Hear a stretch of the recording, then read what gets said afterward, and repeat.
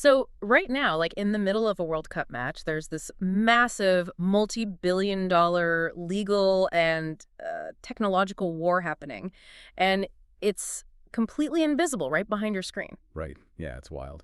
Welcome to today's deep dive. We're pulling from a really comprehensive research paper. It's called Derechos de Transmisión Mundial de Fútbol, which is all about global soccer broadcast rights.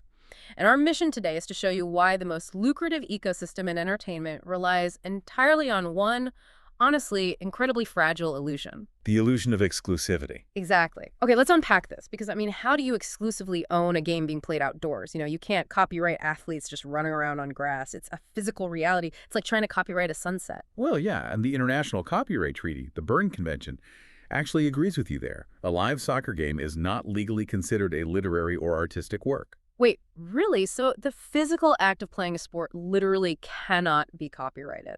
Exactly, it can't. But here's the catch.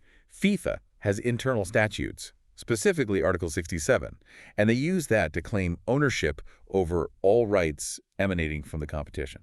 But wait, how does that work? If international law says they don't own the actual event, how does their own internal rule book just override that? So they don't own the game itself, right? But they do own the audiovisual feed. So that means the specific camera angles, the replays, the graphics, the narration. Oh, okay, that makes sense. And, maybe more importantly, FIFA controls the physical stadium doors, which creates this strict contractual choke point. Because you literally can't get inside. Right, exactly. No cameras are allowed inside unless the broadcaster signs a massive, highly restrictive media rights agreement. I see. So they own the packaging of the sunset, basically. And they own the only window you're allowed to look through to see it. That's a great way to put it, yeah. But that window keeps fragmenting, right?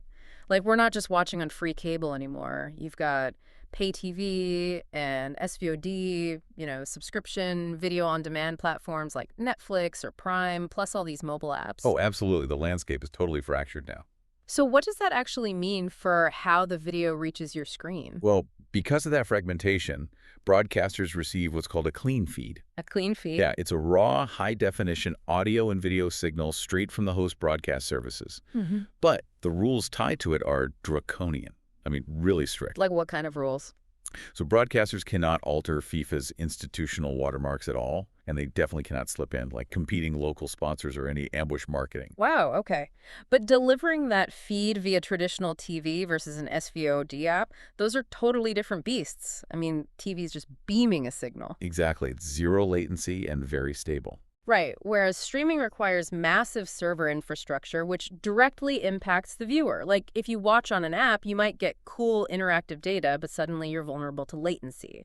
Or even worse, server crashes during a massive penalty shootout traffic spike. Yeah, and streaming opens up an even bigger vulnerability, which is piracy. Right, and here's where it gets really interesting. The core problem of a live match is its commercial value hits absolute zero the exact second the final whistle blows. Oh, completely? Nobody is paying top dollar for a game that just ended. So how on earth do slow traditional courts fight internet pirates fast enough to protect a 90-minute live window? Well, they don't. They bypass traditional courts entirely. They use this real-time live takedown arsenal. First, they embed invisible forensic watermarks into that clean feed. Wait, invisible watermarks? Yeah, invisible. But if I'm at a sports bar and I just point my phone at the TV and live stream the game to social media, how does a watermark survive that shaky, compressed video? Because it's not just some translucent logo in the corner. It's actual cryptographic code that's baked into the pixel rendering itself. Oh, wow, really? Yeah. So even if the video is compressed or cropped or shot on a shaky phone, the tracking software can scan those pixels, decode the fingerprint, and tell FIFA exactly which regional broadcaster's feed is being leaked.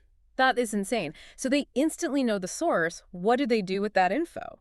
They deploy dynamic injunctions. Which means? This allows right shoulders to force internet service providers to instantly block pirate IP addresses mid-game. Mid-game, so no individual lawsuits required. None at all. And they combine that with DMCA fingerprinting, which are automated systems on big tech platforms that constantly match live audio and video signatures against a copyright database. So they just catch it automatically. Exactly. Illegal social media streams are identified and killed in under 5 minutes. Yeah. And if we connect this to the bigger picture, this real-time technological arms race is changing the future of the sport. Historically, contracts rely on territorial geo-blocking, keeping your stream locked to your specific country. Right, you can only watch your country's feed. Exactly. But as massive global tech platforms consolidate power and improve their anti-piracy tech, FIFA will likely be forced to abandon those strict national borders in favor of unified global licenses. Which leaves you with a really fascinating thought to chew on.